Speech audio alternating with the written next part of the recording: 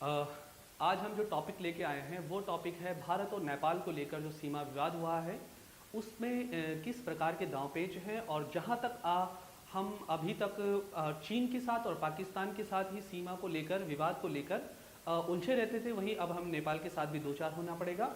तो आज हम जरा देखें, नेपाल उस समय की बात है जब भारत में मुगल अम्पायर हुआ करता था।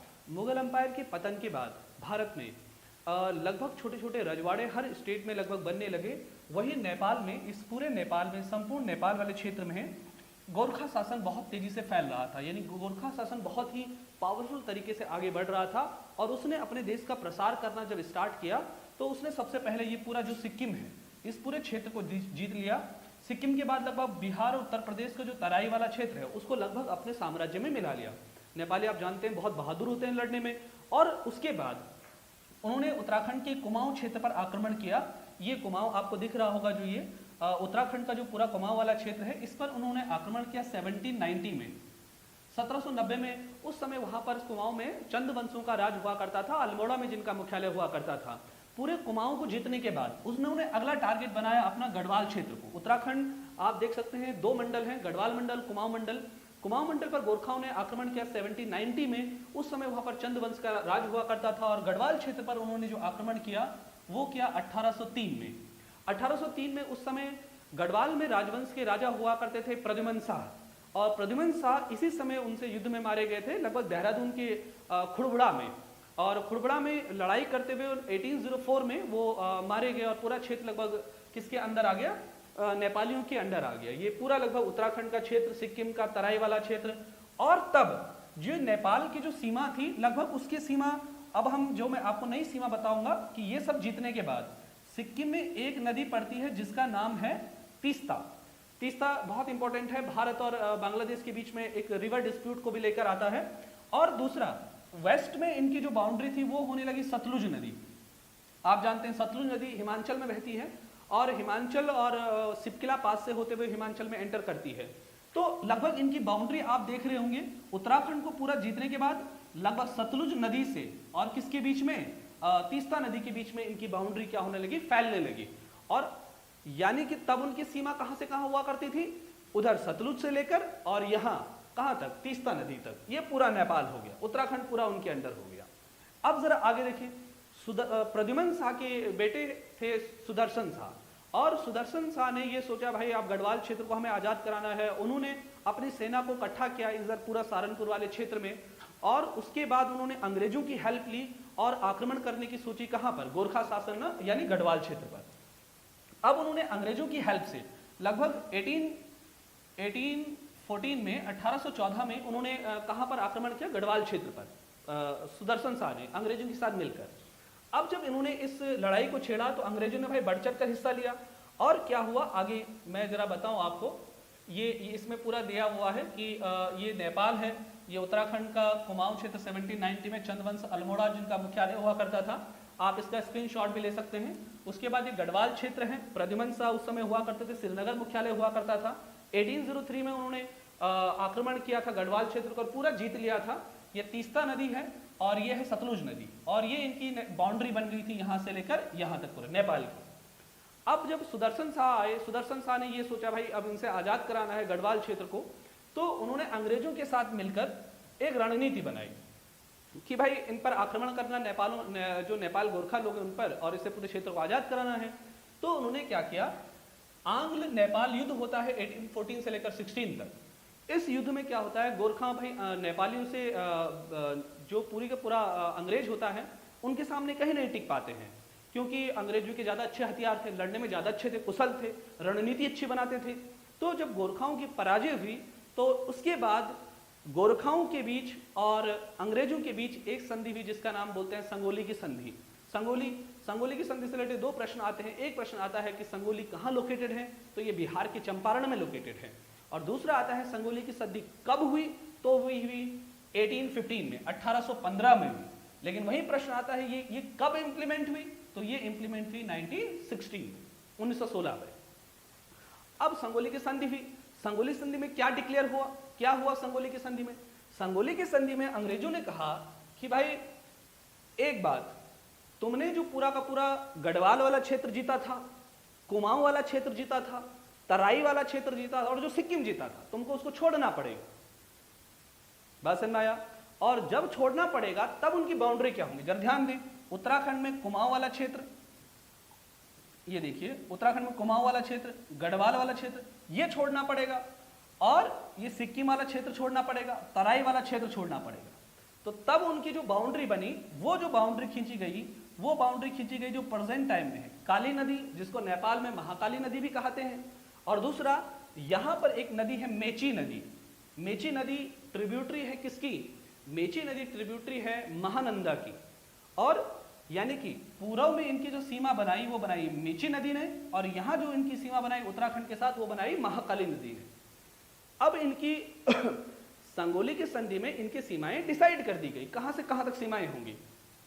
अब जब इनकी सीमाएं डिसाइड हुई तो भाई संगोली की संधि में इनकी सीमाएं डिसाइड हुई, तब वर्तमान समय में जब संगोली की संधि हो गई और नेपाल की वो बाउंड्री आ गई जो आज प्रेजेंट टाइम में है, तो आज ये कैसा विवाद का विषय बना, इस पर हम डिस्कस करते हैं कि भाई संगोली की संधि के बाद डिस्कस करना बहुत जरूरी होगा कि आज वो विवाद कैसे उभर कर सामने आया है। तो जरा देखिए, जरा आगे जरा देखिए जरा। तो मान लीजिए नेपाल है, ये नेपाल है पूरा का पूरा, ये मान लीजिए पूरा क्षेत्र नेपाल है, और ये काली नदी है, यहां नदी कौन सी आ जाएगी, मेची नदी आ जाएगी, ये आ गया मेची नदी। तो सिक्किम आजाद हो गया। तराई के क्षेत्र में इसकी बाउंड्री किसने बना दी, यहां पर एक नदी है त्रिवेणी नदी, ये त्रिवेणी नदी है, त्रिवेणी नदी ने साउथ में बना दिया, और इधर में किसने बना दिया, महाकाली नदी ने। ये का पूरा हो गया। विवाद कैसे आया, आप जानते हैं भारत और हर साल मानसरोवर की यात्रा होती है। मानसरोवर की यात्रा जो होती है वो भारत में कुछ क्षेत्रों से होती है। कहां से जरा देखिए, देखिए जो यात्रा होती है उस यात्रा में आप देखेंगे सिक्किम में एक दर्रा है जिसका नाम है नाथुला दर्रा, ठीक है। नाथुला दर्रा से प्रत्येक साल यात्रा होती थी, और देखिए हमें यहाँ से लेकर जाना पड़ता था, और इस पूरे क्षेत्र में अगर मैं उसे ये दिखाऊं जरा, इस पूरे क्षेत्र में, और यहाँ पर है लगभग मानसरोवर, ठीक है, यहाँ से। अब उत्तराखंड सरकार ने क्या किया, यानी भारत सरकार ने कहा कि भाई ये उत्तराखंड में यहाँ से अगर यात्रा होगी इस वाले पॉइंट से, तो यहाँ से बड़ा पास पड़ेगा मानसरोवर की यात्रा, यानी ये वाला रास्ता बड़ा सही है, और हमें अगर चीन के साथ युद्ध हुआ कभी भी तो हमें भी बाउंड्री अपनी क्या रखनी, सेफ रखनी है। तो इसके लिए क्या हुआ कि जो मानसरोवर यात्रा के, देखिए सिक्किम से जाने पर कितना दूर होता था, यहाँ से पूरा रास्ता तय करके जाना पड़ता था, चीन से होकर जाना पड़ता था, यहाँ से भी चीन से होकर जाना पड़ता, लेकिन दूरी क्या हो गई है इनके बीच में, कम हो गई थी। तो भारत सरकार ने क्या किया, भारत सरकार ने हाल ही में एक रोड का निर्माण किया। रोड में बताऊं आपको कैसे, इस पूरे क्षेत्र में रोड का जो निर्माण किया गया है उत्तराखंड में एक जगह है कालापानी, सभी लोग ध्यान दें। यहां मैं बता दूं आपको कि ये पूरा ये कालापानी वाला क्षेत्र है, और ये लिपुलेख पास है।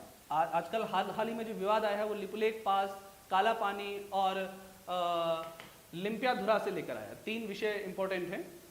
तो लिम्पियाधुरा इनका विवाद क्या है, तो माना जरा सब लोग ध्यान दें, ये नेपाल की सीमा है, ठीक है, और यहाँ पर जो नदी है आप लोग देखिएगा, ये जो नदी है ये है काली नदी ना, ये है काली नदी। काली नदी 3 धाराओं में बहती है भारत में, भारत के अंदर। कौन कौन सी, एक है लिम्पियाधुरा, ये आई, दूसरा है काली नदी ये, और तीसरा है लिपुलेख के पास से जो नदी आती है उसे लिपुलेख कहते हैं। और जब ये तीनों मिल जाती हैं तो तीनों को इस भारत में कहते हैं शारदा नदी, और नेपाल में इसे कहा जाता है महाकाली नदी, ठीक है। अब जब ये तीनों आती हैं तो संगोली की संधि में क्या हुआ था डिसाइड, संगोली में संधि में हुआ था कि नेपाल की जो वेस्टर्न बाउंड्री है उसे कौन बनाती है, काली नदी। लेकिन नेपाल ने अभी हाल ही में कहा है कि कैसे ये विवाद आया है, जरा देखिए जरा सभी लोग। हाँ, लगभग अगर मैं इस मैप पे दिखाऊं तो ये लगभग लिपुलेख पास से आ गई, ये काली नदी आ गई, और ये लिम्पियाधुरा से एक नदी जो आ गई, ये इस प्रकार से आती है, और ये नदी भारत की लगभग नेपाल की बाउंड्री बनाते हुए आगे आती है। अब नेपाल ने क्या कहा भारत को, भारत ने मानसरोवर यात्रा के लिए काला पानी से लेकर, इधर से लेकर, इसे मैं अलग पेन से ड्रॉ कर देता हूं, यहां से लेकर और लिपुलेख पास तक 80 किलोमीटर का एक लगभग हाईवे बनाया है। भाई बहुत मुश्किल होती है मानसरोवर यात्रा लिपुलेख पास से, तो लिपुलेख पास का रास्ता भी बहुत खतरनाक है। तो इस डिस्टेंस को कवर करने के लिए काला पानी से लेकर लिपुलेख पास तक भारत सरकार ने एक ऑल वेदर रोड बनाई है, और वो बनकर लगभग तैयार भी हो गई है। और रोड किसने बनाई है? उसे बनाया है बीआरओ ने। बीआरओ, बोर्ड रोड ऑर्गेनाइजेशन, ये भारत के जो हिली रीजन्स हैं और जिनकी सीमा अंतर्राष्ट्रीय देशों से लगती है, अंतर्राष्ट्रीय सीमा है, उन क्षेत्रों में रोड बनाता है। 1960 में इसकी स्टैब्लिशमेंट हुई थी भारत में, और आज बीआरओ बहुत इंपॉर्टेंट काम कर रहा है हमारे क्षेत्र में। बीआरओ ने भारत में नक्सलाइट रीजन में भी रोड बनाने का काम कर रहा है, काफ़ी सारे प्रोजेक्ट चलाए हैं बीआरओ ने। तो बीआरओ ने ये रोड बना के तैयार कर दिया। अब क्या हुआ, और हमने तो मानसरोवर यात्रा को ध्यान में रखते हुए किया था, क्योंकि लिपुलेख पास से मानसरोवर यात्रा बड़ी पास है। अब क्या हुआ, नेपाल ने कहा कि भाई भारत काला पानी, लिपुलेख और लिम्पियाधुरा हमारे भाग हैं, और इनको आप जल्दी से जल्दी क्या करिए, खाली करिए, ये हमको खाली चाहिए। और क्यों खाली करिए? भारत ने बोला भाई इसका मतलब तुम संगोली संधि का उल्लंघन कर रहे हैं। नेपाल ने कहा नहीं, संगोली की संधि में क्या कहा गया था कि नेपाल की सीमा कहां से कहां तक है, यहां से लेकर और उधर तीस्ता नदी तक है। भारत ने कहा भाई काली नदी तो ये है जो लिपुलेख पास है, ये है, ये है। नेपाल कह रहा नहीं नहीं, ये नहीं है, बल्कि काली नदी कहां है, ये है। यानी जो ये ट्रायंगल बन रहा है, इसको लेकर ही विवाद हो रहा है। और ये प्रेजेंट टाइम में किसके पास है? भारत के पास है। ये प्रेजेंट टाइम में किसके पास है? भारत के पास है। और नेपाल ने क्या बोल दिया है कि ये पूरा क्षेत्र हमारा है, क्योंकि काली नदी लिम्पियाधुरा से स्टार्ट होती है, लिपुलेख पास से स्टार्ट नहीं होती है, लिपुलेख पास से नहीं, लिम्पियाधुरा से स्टार्ट होती है, और ये पूरा क्षेत्र हमारा है, और आप यहां से क्या करिए, खाली करिए। भारत ने कहा भाई ये कैसी बात कर रहे हैं, अभी तक ये हिस्सा हमारे पास था, हमने यहाँ रोड बना दी, इसका मतलब काली नदी ये है। तो इसको लेकर विवाद आ गया है, विवाद समझ में आ गया है। अब विवाद का समाधान के लिए जो संगोली संधि दिया जा रहा था, उसमें डिस्प्यूट ये हो रहा है कि काली नदी अब इसको माना जाए या इस वाले पार्ट को माना जाए। ठीक है, हालांकि भारत ने रोड बना दी और सब कुछ कर दिया है। विवाद आ गया जब सामने, उसके बाद क्या समाधान है, क्या किया जाए, है ना, क्योंकि विवाद बहुत बड़ा है, नेपाल के साथ विवाद होना। तो अभी जो नेपाल में सरकार है वो है एनसीपी की, नेपाल कम्युनिस्ट पार्टी की सरकार है, और केपी ओली उसके क्या है, प्रधानमंत्री है। तो ये हुआ, तो उन्होंने कहा, जरा उन्होंने कुछ बयान दिए अपने। उन्होंने कहा भाई भारत में जो कोरोना फैल रहा है, नेपाल में जो कोरोना फैल रहा है, ये भारत वाले फैला रहे हैं। दूसरा, ये जो भारत का कोरोना है, ये इटली, चाइना, अमेरिका से ज़्यादा खतरनाक है। हमने कहा भाई क्या हो गया नेपाल को, नेपाल आखिर हमसे इतना तू मैं कर कैसे रहा है? तो आप जानते हैं तू मैं किसकी गोद में कर रहा है, ये आप जानते हैं चीन का पूरा सपोर्ट है नेपाल को। लेकिन नेपाल ये नहीं जानता है कि भारत का इम्पोर्टेंस ही हमेशा के लिए है ही है, क्योंकि नेपाल आप जानते हैं, ये नेपाल है, यहाँ पे इस पूरे रीजन को आप देखिएगा, ये पूरा जो नेपाल है, नेपाल आप जानते हैं एक लैंडलॉक्ड कंट्री है। लैंडलॉक्ड कंट्री किसे बोलते हैं? जो देश, जो कंट्री की बाउंड्री ओशन से नहीं मिलती है, यानी कि चारों तरफ से लैंड से घिरा हुआ रहता है, उसको बोलते हैं भूमि आबद्ध देश, लैंडलॉक्ड कंट्री। और दूसरा, it is also a buffer state, ये एक बफर स्टेट भी है। और बफर स्टेट किसे कहा जाता है? बफर स्टेट उसे बोला जाता है which country is located between the two super power या टू पावर। तो टू पावर कौन कौन सी है? एक तरफ चीन है और दूसरी तरफ भारत है। तो दो बड़े देशों के बीच में एक जो छोटा देश होता है, उसे कहा जाता है कौन सा देश? A buffer state. तो नेपाल का इंपॉर्टेंस ही हमारे लिए हमेशा है ही भाई। क्यों? आप जानते हैं नेपाल को हम हमेशा अपने सारी रोड का यूज करने देते हैं, क्योंकि जो भी उसका ट्रेड होता है सारा इंडियन ओशन से होता है। भारत ने पूरी रोड दे रखी, मैं जितना भी सामान लेके जाने जाओ। दूसरा, ये चीन के साथ ज्यादा ट्रेड नहीं कर सकता है। क्यों?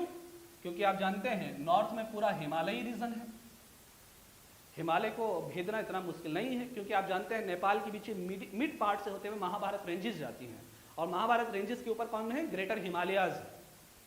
और ग्रेटर हिमालयाज बहुत बड़ा है, उसे पार करना चीन की बस की तो है नहीं। तो अब देखिए, नेपाल को ये सोचना चाहिए कि भाई भारत पर मेरी इतनी ज्यादा डिपेंडेंसी जब है, इतनी ज्यादा डिपेंडेंसी, तो मैं क्यों इससे पंगा ले रहा हूँ चाइना के उकसाने पर? चाइना तो भाई अपना, आप जानते हैं चाइना की पॉलिसी कैसे रही, पहले कर्ज दे दीजिए, बाद में उसे अपनी बातें मनवाइए, इस प्रकार की पॉलिसीज रहती हैं।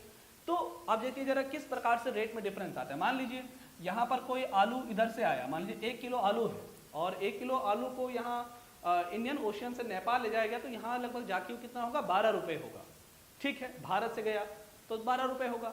लेकिन मान लीजिए अगर चीन से होकर आता है आलू और यहाँ से होकर फिर जाता है, चीन से अगर कोई सामान आ रहा है और यहाँ से जाएगा तो वो 1 किलो आलू अगर वो गया है तो नेपाल में लगभग 250 रुपये का बिकेगा।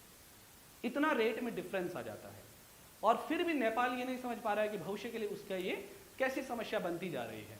और फिर भी देखिए, अभी हाल ही में जब कोरोना फैला तो भारत ने लगभग 2 लाख के लगभग हाइड्रोक्सी क्लोरोक्विन की गोलियां दी वहाँ, और लगभग कई सारे क्या दिए, कई सारी जो पैरासीटामोल होती है वो गोलियां दी और फ्री में दी हैं। इसके लिए भारत ने कोई पैसा नहीं लिया। फिर भी नेपाल देखिए कैसे कह रहा है कि भारत का कोरोना चीन और इटली से ज़्यादा खतरनाक है। तो आप समझ सकते हैं कि किस प्रकार से वहाँ के प्राइम मिनिस्टर क्या हो चुके हैं, बहक चुके हैं। उन्हें बहुत जल्दी ये बात समझ में आ जाएगी। वैसे खैरहाल अब इसका सॉल्यूशंस कैसे किया जाएगा? सॉल्यूशंस करने के लिए काफ़ी सारी चीज़ें हैं जो हो सकती हैं। बड़े भाई नेपाल और भारत बहुत अच्छे अच्छे डेलीगेट बनाएं और इनको लेकर बात करें कि भाई किस प्रकार से समस्याएं हैं, किस प्रकार से सुलझा लिया जाए और आगे भी इस प्रकार की कोई समस्या ना आए। नेपाल को ये भी बात ध्यान में रखनी होगी। तो बहुत बड़ा इशू नहीं है, इसको लेकर बहुत जल्दी ही सारी चीज़ें क्लियर हो जाएंगी। लिम्पियाधुरा और काला पानी और लिपलेक को लेकर जो विवाद है वो विवाद बहुत पुराना नहीं है, हाल ही में उभरा है। संगोली की संधि बहुत स्ट्रेट फॉरवर्ड है और वो सब चीज़ें हो जाएंगी। ठीक है, तो आज लगभग हमने इस सब टॉपिक पर डिस्कस किया। इसके लिए इसके आगे और भी जो इश्यूज़ हैं देश में, 3 साल सेना में आने वाला आम आदमी के लिए को 3 साल भर्ती करेंगे और भी जो विषय हैं उन पर हम लगातार वीडियो बनाएंगे। और आज के लिए लगभग इस वाले टॉपिक पे कोई भी क्वेश्चन हो आप हमसे पूछ सकते हैं। चलिए ठीक है, आज के लिए इतना ही।